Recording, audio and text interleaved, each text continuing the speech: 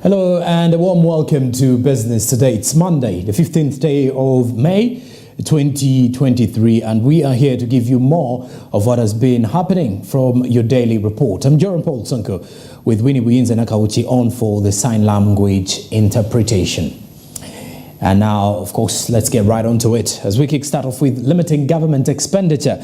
The Ministry of Finance, Planning and Economic Development has tasked the Auditor General on public service audit with a gross amount of the national budget dedicated towards wages and similar payments.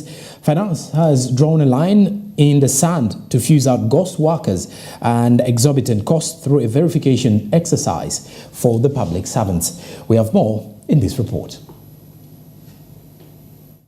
According to information from the Ministry of Finance, it's complicated to tell how many public servants are on government payroll. Now, government is going on with verification and validation process to know how many and each earns per month. Now, the PSST is saying that anybody or any public servant who is going to miss this process is going to find him or herself off government payroll come 2023-2024. Every person serving the Republic of Uganda should be known, and we need to know how many are they, how much are they earning.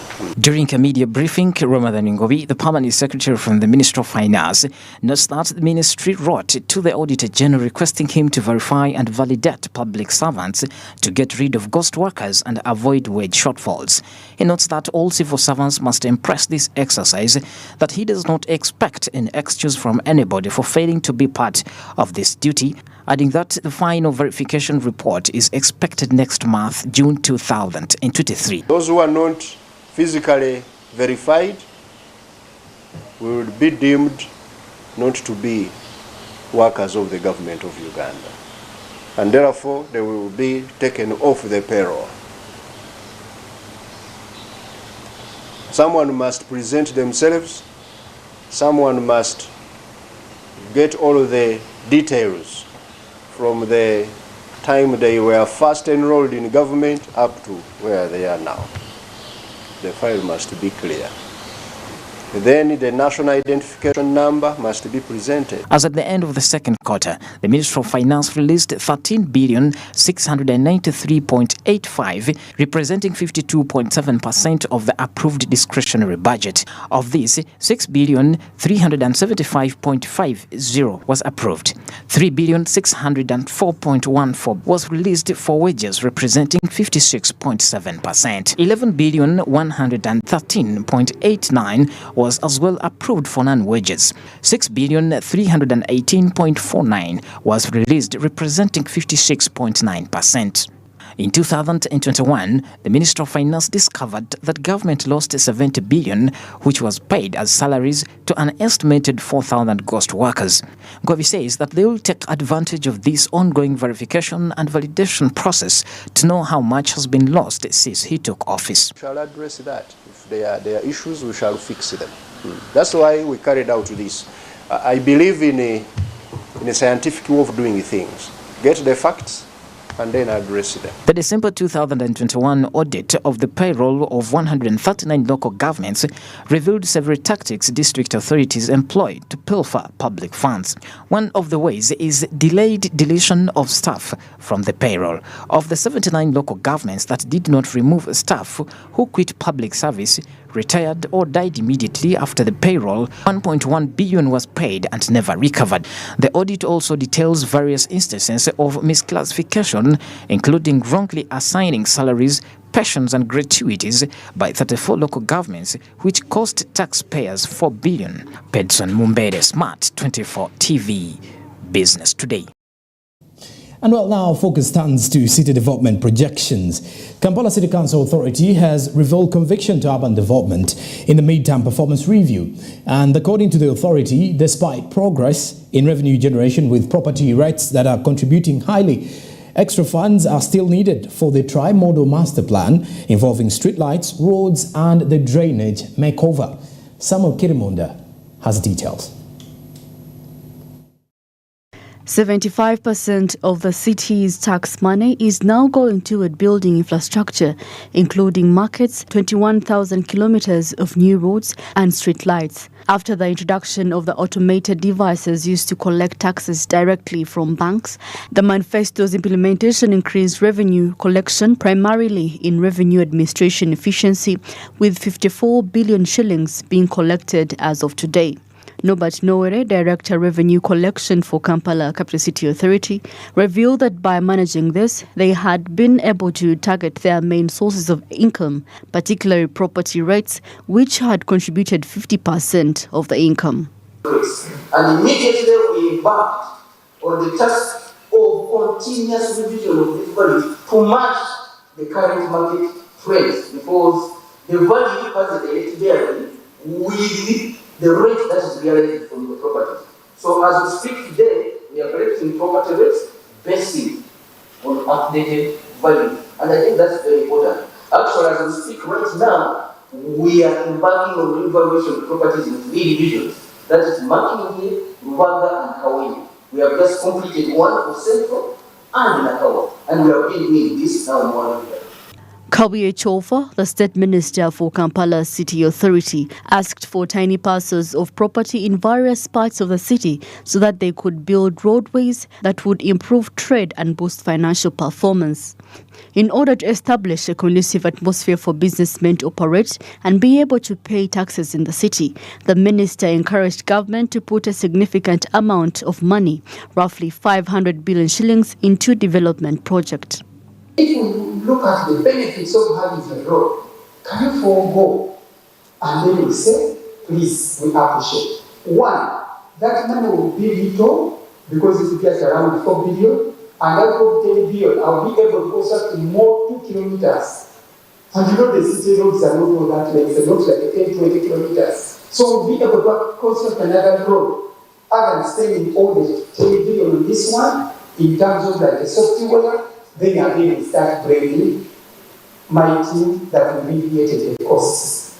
The Executive Director for Kampala City Authority, Dorothy Chiseka, reveals some of the issues that have been addressed that have managed to generate more revenue collection, like roads, markets, among others, to increase productivity in the city. To do with infrastructure development. That is the roads, the drainages, street lighting, the markets, and decongesting the city.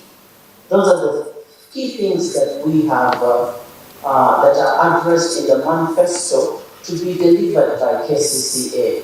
And what's the goal? The goal is to increase productivity. KCCA manifesto implementation targets 3 big master plans in respect to infrastructure, like Greater Kampala Multimodal Master Plan, Kampala Drainage Master Plan, and Kampala Street Lighting Master Plan. However, more money is needed for successfully implementing these plans. Samuel Chirumunda, Mase Katsime for Smart 24 TV, Business Today. And now moving on, legislators have expressed worry over the growing poor population.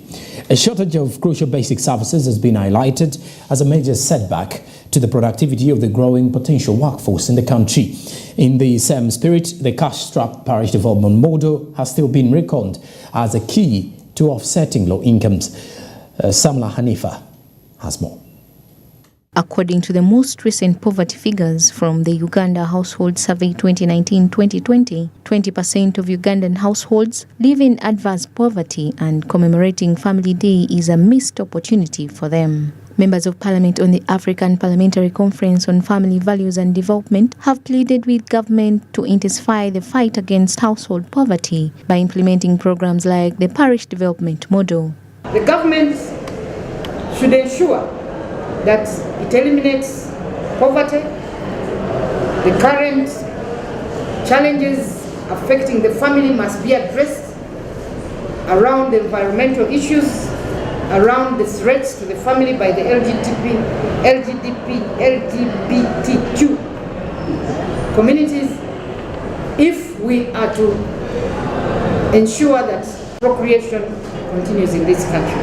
Legislators claim that a large portion of Ugandans lack access to better social services, including hospitals, schools, and other facilities. This has a direct impact on labor force productivity, which in turn has a long-term negative impact on the economy. Government is advised to treat this issue seriously because it has an impact on the labor force. It's important to plan for our families, to plan for our people of Uganda, so that they can have good health care, good education, and others, so that economically we don't have our families paralyzed, children stunted.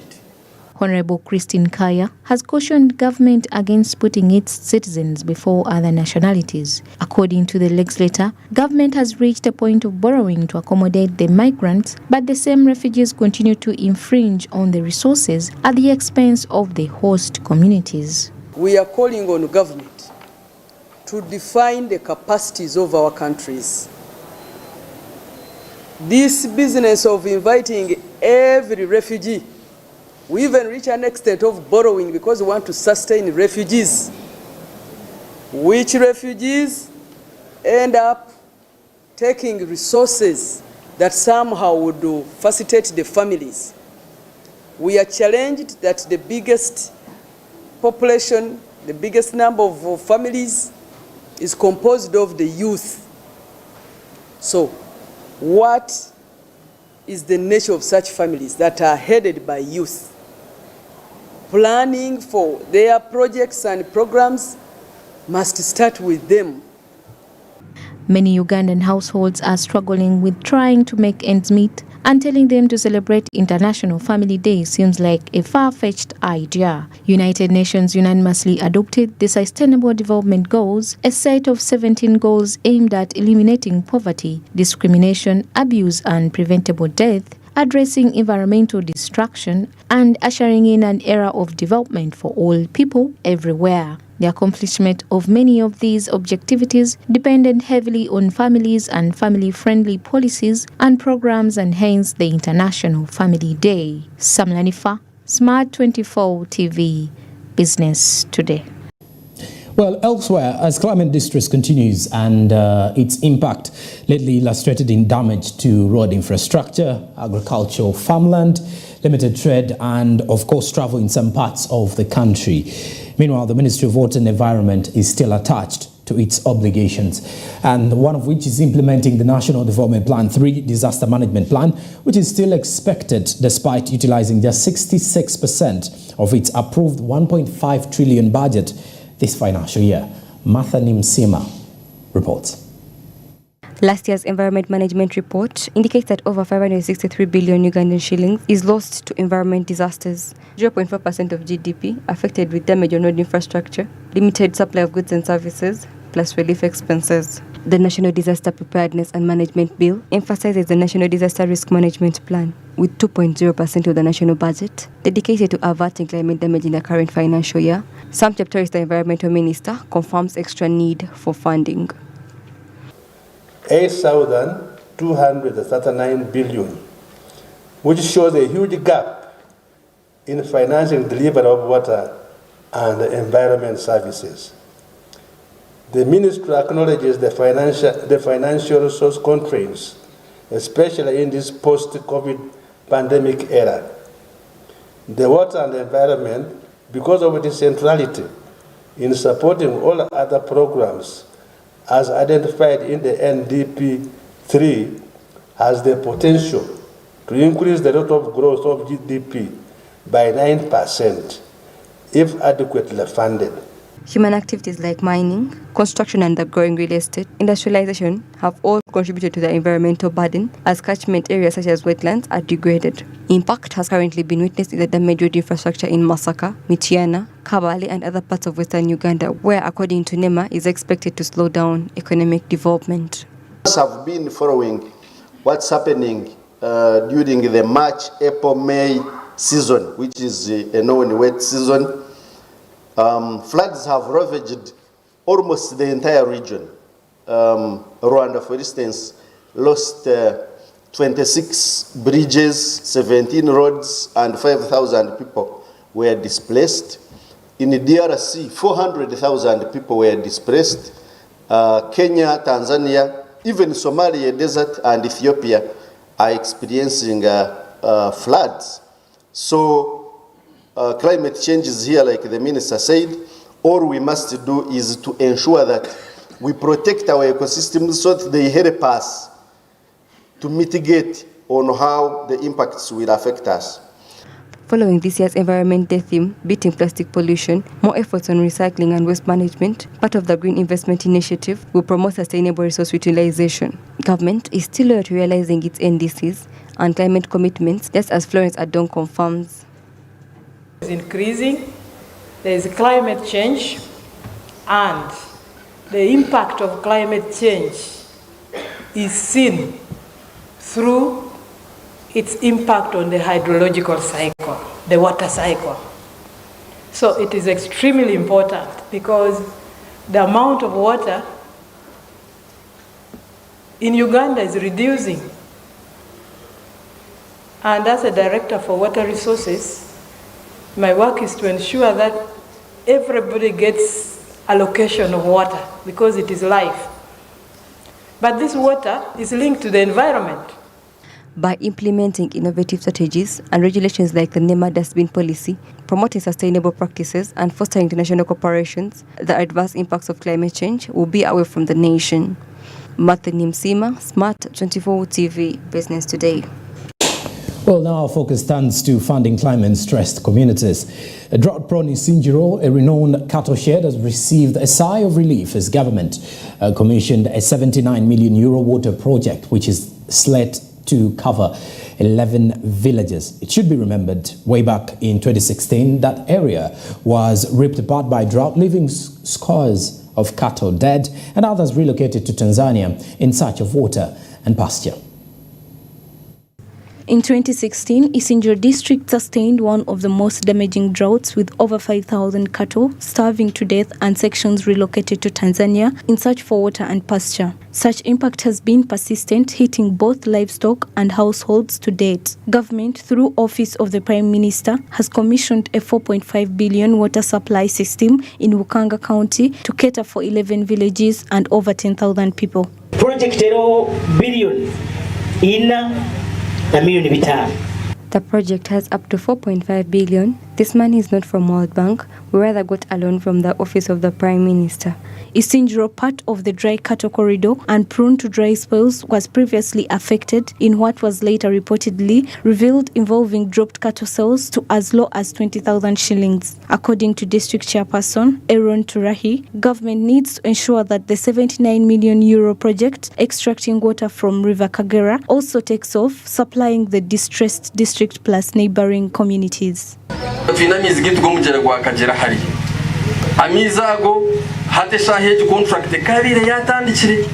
water contract would have already started by this time. However, due to some delays with the contractors, they're still making the treatment plan. The pipe connecting to Mbarayet, we in Isinjiro haven't started yet. The 79 million euros promised by the president are available for the project. Bukanga South Member of Parliament Stephen Kagwaji has on the other hand expressed concern that the 7 billion shillings meant for visibility study for Isinjiro Rakai Road might be returned to the Treasury if unutilized before the end of June, amidst hope brought forth by the Prime Minister to summon the Auditor General.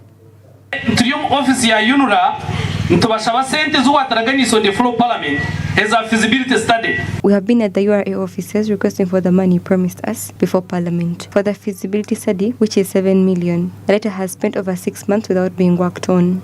The scheme, funded by World Bank's Development Response to Displacement Impacts Project under the Office of the Prime Minister, is tipped to improve access to basic services, expand economic opportunities, and enhance environmental management that has further been necessitated by refugee handling. Bronya Katsime, Kate Namugera, Smart 24 TV, Business Today. And now we talk about human capital development. The Budget Committee has maintained its position on the limited funding towards human capital development, citing a constrained resource envelope unless donor funding floods in. And according to UNICEF, their unquestionable need to support the upcoming labor force from as low as childhood despite corruption, upsetting efforts towards that. Samla Hanifa reports.